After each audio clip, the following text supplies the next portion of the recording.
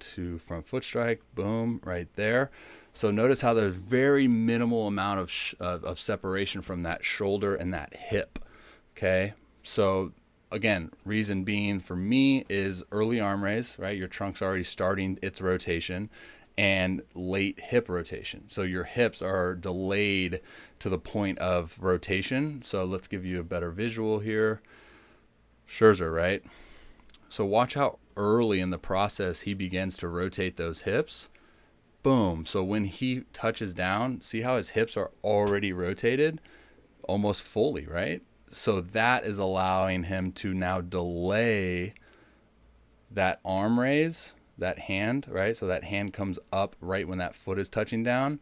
So now we have an authentic amount of separation from that, from the shoulders to the hips.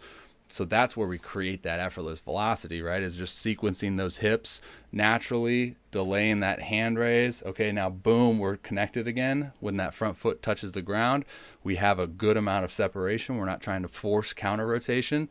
Okay, and then it's just you're releasing that stretch, right? You release that rubber band, and it's right. So, like I said, I want to program some stuff for your hand path. I think if we can optimize that hand path a little bit better, that's going to better equip you to get into those positions. And then I'll also program, there'll be a ton of stuff on your hip rotation and the timing of hip rotation.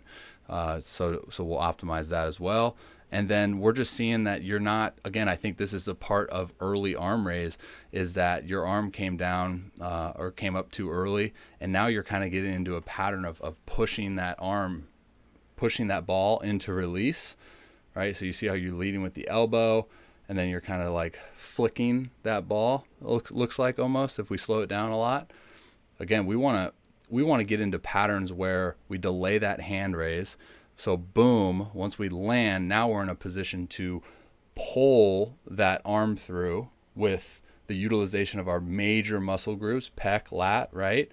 Pull that arm through, and extension, shoulder extension, right? Late launch, trunk, so the chest over that lead leg. And again, with you, that chest is behind that lead knee.